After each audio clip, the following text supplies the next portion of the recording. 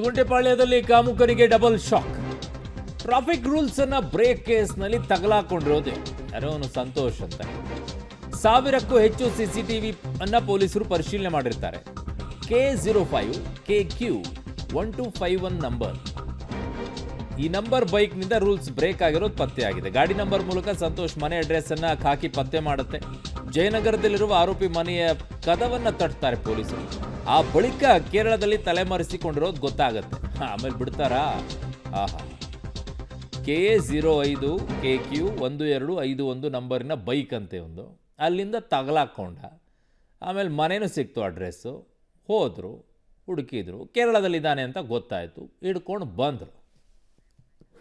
ನನ್ನ ಸಹೋದ್ಯೋಗಿ ಕ್ರೈಮ್ ಬ್ಯೂರೋಯಿಂದ ಉಮೇಶ್ ನನ್ನ ಸಂಪರ್ಕಕ್ಕೆ ಸಿಗ್ತಾ ಇದ್ರು. ಉಮೇಶ್, ಪೊಲೀಸರಿಗೊಂದು ಹ್ಯಾಟ್ಸ್ ಆಫ್ ಹೇಳಲೇಬೇಕು ಈ ಪ್ರಕರಣದಲ್ಲಿ. ಯಾವ ರೀತಿಯಾಗಿ ಬೆನ್ನು ಹತ್ತಿದ್ರು. ಕಾರಣ ಕ್ಲೂ ಇದ್ದಿದ್ದು ಅದೊಂದೇ ಇದ್ದಿದ್ದು, CCTV ಫುಟೇಜ್. ತದನಂತರ ಇವನು ಎಲ್ಲಿ ಹೋದ, ಏನು ಹೋದ ಪತ್ತೆ ಹಚ್ಚುವಂಥ ಕೆಲಸ, ಬ್ರಿಲಿಯಂಟ್ ವರ್ಕನ್ನು ಪೊಲೀಸರು ಮಾಡಿದ್ದಾರೆ ಈ ವಿಚಾರದಲ್ಲಿ. ಹೇಗೆ ಸಾಧ್ಯ ಆಯಿತು? ಯಾವ ರೀತಿ ಆದಂಥ ಕ್ಲೂಗಳು ಸಿಗಕ್ಕೆ ಶುರುವಾಯಿತು ಪೊಲೀಸರಿಗೆ ಇವನ ಬಗ್ಗೆ?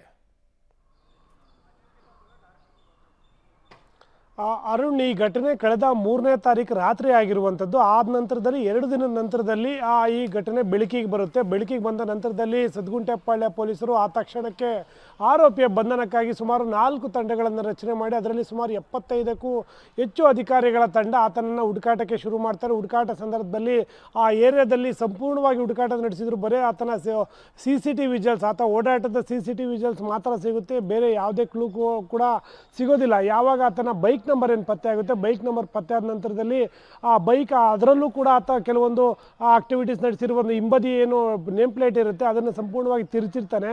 ಮುಂದ್ಗಡೆಯಿಂದ ನೋಡಿದರೆ ಮುಂದ್ಗಡೆ ಯಾವಾಗಲೂ ಲೈಟ್ ಇರೋ ಕಾರಣಕ್ಕಾಗಿ ಅದು ಸರಿಯಾಗಿ ಕಾಣ್ತಾ ಇರಲ್ಲ. ಕೊನೆಗೂ ಆ ನಂಬರನ್ನು ಪತ್ತೆ ಮಾಡಿದಂಥ ವೇಳೆಯಲ್ಲಿ ಆತ ತಿಲಕ್ ನಗರ ನಿವಾಸಿ ಅನ್ನೋದು ಗೊತ್ತಾಗುತ್ತೆ. ಆ ತಿಲಕ್ ನಗರ ನಿವಾಸಿ ಅನ್ನೋದು ಕನ್ಫರ್ಮ್ ಆಗುವ ಹೊತ್ತಿಗೆ ಆತನಿಗೆ ಪೊಲೀಸರು ನನ್ನ ಬೆನ್ನು ಬಿದ್ದಿದ್ದಾರೆ ಅನ್ನೋದು ವಿಚಾರ ತಿಳಿದ ತಕ್ಷಣಕ್ಕೆ ಆತ ಬೈಕ್ನಲ್ಲಿ ಬೆಂಗಳೂರಿಂದ ಹೊಸೂರಿಗೆ ಹೋಗ್ತಾನೆ. ಹೊಸೂರಿನಲ್ಲಿ ಬೈಕ್ ನಿರ್ಜನ ಪ್ರದೇಶದಲ್ಲಿ ನಿಲ್ಲಿಸಿ ಅಲ್ಲಿಂದ ತಮಿಳುನಾಡು ಕಡೆಗೆ ಹೋಗಿದ್ರ ಬಗ್ಗೆ ಮಾತ್ರ ಪೊಲೀಸರಿಗೆ ಮಾಹಿತಿ ಇತ್ತು. ಆನಂತರದಲ್ಲಿ ಆತ ಯಾವುದೇ ರೀತಿಯ ಪೊಲೀಸರಿಗೆ ಕ್ಲೂ ನೀಡುವಂಥ ಯಾವುದೇ ಕೂಡ ಸಾಕ್ಷಿಗಳನ್ನು ಕೂಡ ಆತ ಬಿಟ್ಟಿರಲಿಲ್ಲ. ಈ ನಿಟ್ಟಿನಲ್ಲೂ ಕೂಡ ಪೊಲೀಸರು ಸತತ 10 ದಿನಗಳ ಕಾಲ ಕಾರ್ಯಾಚರಣೆ ನಡೆಸಿದ ನಂತರದಲ್ಲಿ ಗೊತ್ತಾಗುತ್ತೆ ಆತ ಏನು ವೈಟ್ಫೀಲ್ಡ್ನ ಕಾರ್ ಶೋರೂಮಲ್ಲಿ ಕೆಲಸ ಮಾಡ್ತಿದ್ದ. ಆ ಸಂದರ್ಭದಲ್ಲಿ ಆತನಿಗೆ ಒಬ್ಬ ಫ್ರೆಂಡ್ ಇರ್ತಾನೆ, ಅವನು ಕೇರಳದಲ್ಲೇ ಮೂಲದವನು ಅನ್ನೋ ಗೊತ್ತಾಗುತ್ತೆ. ಆಗ ಆ ನಂಬರ್ ಮೇಲೆ ಕಣ್ಣಿಟ್ಟಂಥ ವೇಳೆಯಲ್ಲಿ ಆತ ಕೇರಳದಲ್ಲಿದ್ದಾನೆ ಅನ್ನೋದು ಗೊತ್ತಾಗುತ್ತೆ.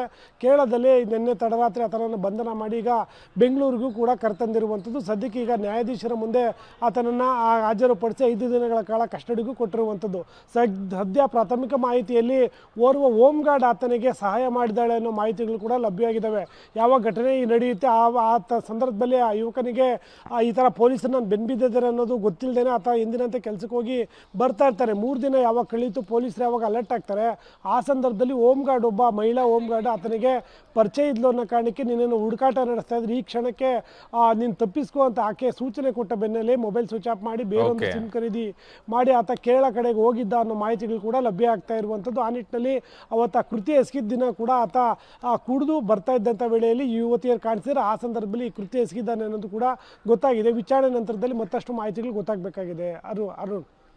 ಓಕೆ ಉಮೇಶ್, ನಿಮ್ಮೆಲ್ಲ ಮಾಹಿತಿಗೆ ಧನ್ಯವಾದಗಳು.